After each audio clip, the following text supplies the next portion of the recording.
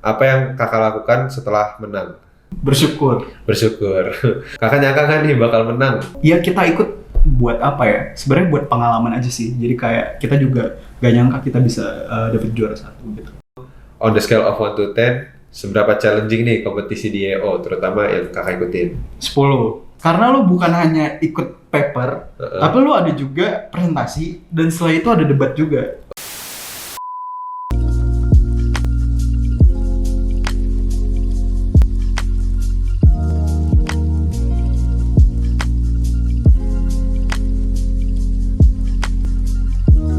Teman-teman semuanya, perkenalkan nama aku Omar. Selamat datang di Indonesian Economic Outlook Meet the Past Winner episode kedua dengan tema Standing Out in Economic Essay and Debate.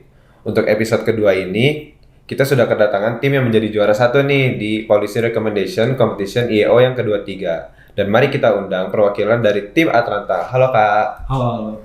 Nah, sebelumnya perkenalan dulu dong Kak, untuk namanya, jurusan, dan angkatan. Oke, perkenalkan gue Alif Isana Fata dari Ilmu Ekonomi 2020.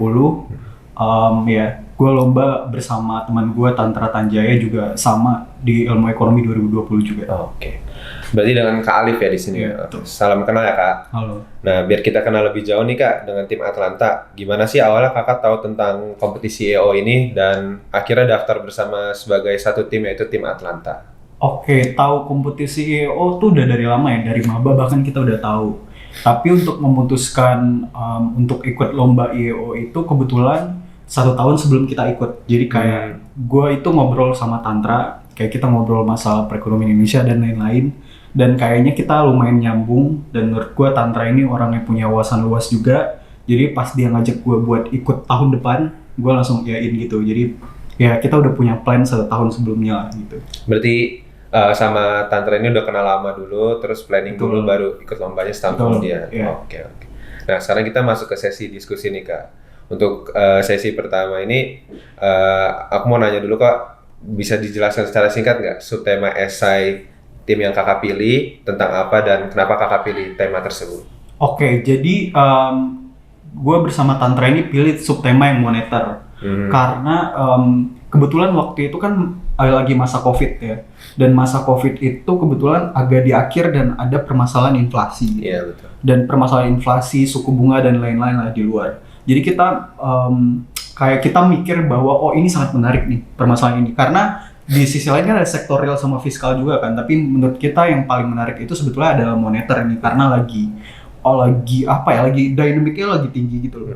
Jadi karena itu kita ambil tema moneter, dan waktu itu ya itu kita menjadiin paket kebijakan gitu sih. Oke, berarti ngambil moneter juga itu karena apa ya? Isunya lagi panas. Iya, isunya lagi panas banget ya. Iya. Oke. Nah, kita mau tahu nih Kak, gimana sih proses tahap-tahap pengerjaan esai mulai dari brainstorming ide sampai penulisannya? Apakah ada ketantangan sendiri dalam proses penulisan esai itu? Oke, jadi sebenarnya memang tantangan yang paling susah itu adalah brainstorming ide, apalagi moneter kan. Karena apa ya? Karena yang policy recommendation yang diadain oleh IO ini, mereka kan minta kita melakukan inovasi kan. Jadi dalam pandangan gua, kalau misal kita membuat riset itu kan ada 2 ya, antara kita evaluasi atau inovasi. Dan evaluasi itu jauh lebih mudah gitu, karena kita udah punya data dan lain-lain lah. Tapi kalau inovasi sulit kan, karena yang pertama sumber bacaan yang kita baca itu ya terbatas. Terus kayak inovasi ya kita mahasiswa lah, baru belajar sendiri, terus kita pengen inovasi agak sulit kan. Jadi memang di dalam brainstorming, apalagi untuk tema moneter ya, yang mungkin agak sulit juga, ya itulah hambatannya. Jadi tapi di dalam persiapan itu memang kita lamanya habis di brainstorming itu. Jadi kita sering diskusi sih sama Tantra. Jadi kayak gimana nih Tan, tema kita apa, terus kan dan masalah keduanya adalah di masa COVID ini semua kebijakan tuh kadang bisa berubah-ubah gitu. Jadi misalnya ada bank sentral yang naikin suku bunganya dan lain-lain di luar sana. Jadi semua itu berlangsung secara cepat gitu loh. Jadi kita harus ngikutin terus. Oke. Berarti kalau bisa dibilang proses yang paling lama tuh bagian brainstorming idenya. Oke.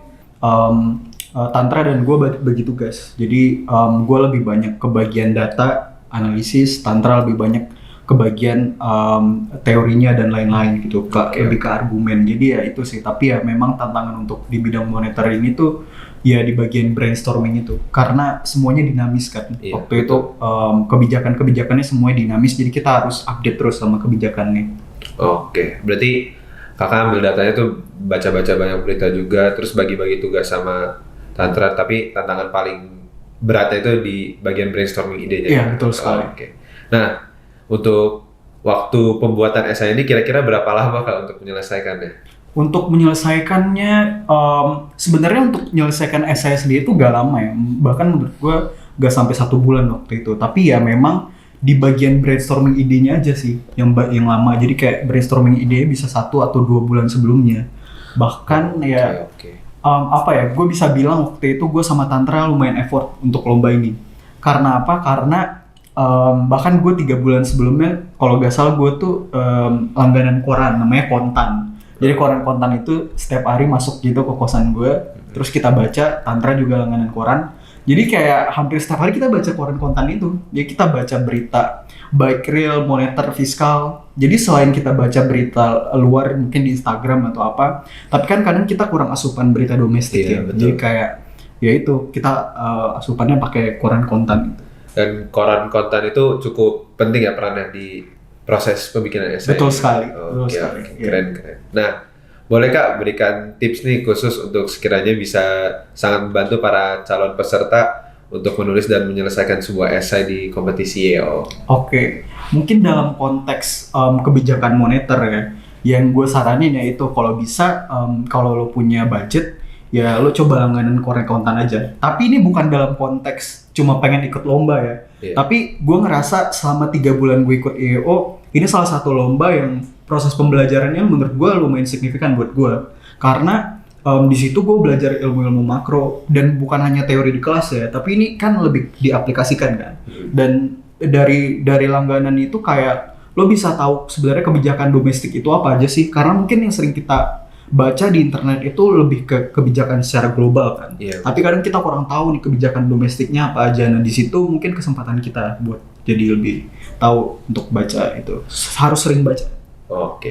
Nah keren banget nih Kak tipsnya. Kita lanjut. Setelah menyelesaikan esai pasti kan kakak harus mempresentasikan juga apa yang telah kakak tulis nih. Gimana sih Kak persiapan yang dilakukan sebelum membawakan presentasinya itu? Oke, jadi mungkin jadi tuh presentasi di lomba ini waktunya gak lama ya. Jadi mungkin sekitar 10 sampai 15 menit lah kalau gak salah. Jadi, nah tapi permasalahannya adalah gue sama Tantra kan nulis kebijakan yang berupa paket kebijakan. Jadi karena memang pas kita brainstorming itu terlalu banyak kebijakan yang pengen kita masukin dan kita gak tahu kebijakan prioritas yang mana, jadi kita jadinya buat paket kebijakan kan. Dan paket kebijakan ini ada banyak banget gitu. Jadi salahnya di kita adalah kita masukin semuanya ke PPT kita dan sangat detail gitu kan. Karena kita pengen tahu, karena kita pengen membuktikan bahwa kita paham tuh sama tema ini. Tapi ternyata hal itu kurang tepat gitu. Karena waktu itu jurinya bilang bahwa kita kebanyakan nih kasih bahannya. Harusnya kita pilih beberapa kebijakan prioritas aja yang kita masukin ke PPT kita. Jadi kayak lebih simple, lebih lugas gitu dengan waktu yang itu kita gak terlalu cepat lah menyampaikannya. Jadi ya saran gue lebih simpel aja sih, lebih dipilih prioritas aja.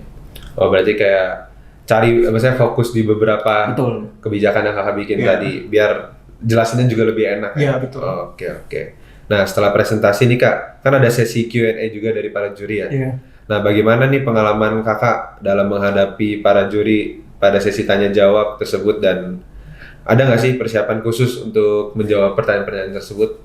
Oh, itu ada banget. Jadi sebelum kita presentasi, kita udah harus siapin kira-kira pertanyaan apa aja yang bakal ditanya jurinya. Jadi kita kayak siapin di spreadsheet gitu, apa aja per tema ya. Jadi kita kan ada beberapa paket kebijakan dan kita buat pertanyaan based on itu, dan kita buat jawabannya juga. Jadi ketika juri nanya, apalagi waktu online ya, jadi kita bisa langsung jawab gitu. Oke. Nah Kak, ketika sudah mendapatkan trigger case dan trigger question nih oleh panitia Kak, kayak gimana sih persiapan yang dilakukan? Apakah menyiapkan semua trigger case-nya atau fokus cuman ke beberapa saja gitu? Oke, ini kita lumayan niat juga ya. Jadi trigger case itu kan ada beberapa ya. Iya. dan ada pro dan kontranya. Jadi gua dan Tantra bagi tugas untuk nyiapin semua trigger case dan pro dan kontranya. Jadi satu trigger case bahkan ada dua kasus gitu. Jadi ketika kita dapat mosi debat apapun, kita udah ready dengan bahan kita. Oh, berarti siapin dulu ya, Iya, bagian pro sama kontra itu Betul. dibikin dulu ya. Ya. Nah, pas hari H nih Kak, suasananya kan pasti berbeda lah dengan apa yang Kakak prediksikan di awal. Nah, boleh dong Kak ceritakan singkat gimana pengalaman Kakak saat proses debat, dan Kakak mendapatkan trigger case yang udah Kakak ekspektasi nih belum, atau Kakak juga milih pro atau dapetnya pro atau kontra gitu. Oke, jadi sejujurnya waktu itu kita dapat case yang menguntungkan buat kita. Jadi kayak mungkin trigger case-nya. Jadi itu trigger case ini sebenarnya adalah kebijakan yang udah dilakukan sama pemerintah, dan kebetulan kebijakan pemerintah itu sesuai sama apa namanya oke. pro dan kontra kita atau kontra kita gitu. Jadi kayak ini menguntungkan bagi kita, dan saran gue adalah coba diskusi sama teman aja sih. Jadi kayak mungkin waktu itu di kosan gue sama Tantra langsung ketemu tatap muka, jadi kita bisa langsung diskusi, enak aja gitu. Berarti kalau misalnya ketemu secara langsung tuh lebih Betul. mempermudah lah ya. Betul. Oke. Nah Kak, sekarang kita masuk ke sesi pertanyaan trivia nih, sesi terakhir. Jadi ini sesi kita seru-seruan di mana aku nanti bakal kasih pertanyaan kepada Kakak, tapi Kakak harus jawab satu kata aja. Oke, siap? Betul. Nah, yang pertama itu adalah apa yang Kakak lakukan setelah menang? Hal pertama. Bersyukur. Bersyukur pada Allah ya. Iya, betul. Oke, keren. Nah, selanjutnya Kakak nyangka nggak nih bakal menang tim Kakak? Enggak. Kenapa tuh? Karena apa ya? Karena kebetulan waktu itu jadi tuh yang ikut itu kan juga teman-teman gue kan. Iya. Dan menurut gue teman-teman gue tuh punya apa ya, kompetensi yang tinggi juga waktu itu. Jadi kayak ya kita ikut buat apa ya? Sebenarnya buat pengalaman aja sih. Jadi kayak kita juga gak nyangka kita bisa dapet juara 1 gitu.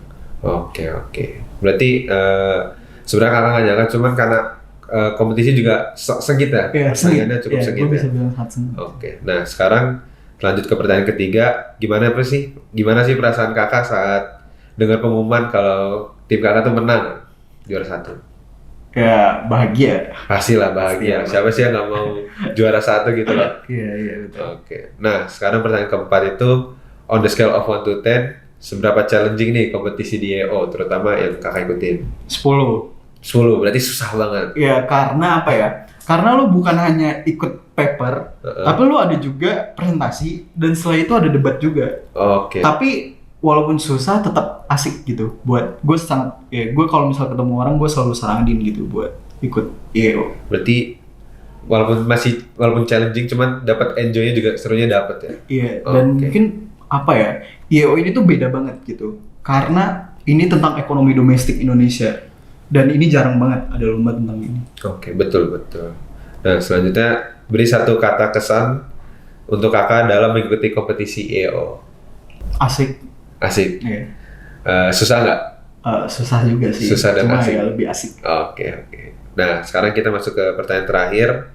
Berikan satu kata untuk para calon peserta kompetisi EO 24. Apa ya? Effort. Iya. Berarti apa bahasa Indonesia? Harus niat lah. Niat lah. Oke, Iya. betul. Nah, sayangnya kita sudah ada di penghujung acara nih Kak. Untuk Kak Alif, aku ingin mengucapkan terima kasih banyak karena sudah meluangkan waktu untuk bisa hadir dan menceritakan pengalaman selama mengikuti kompetisi EO.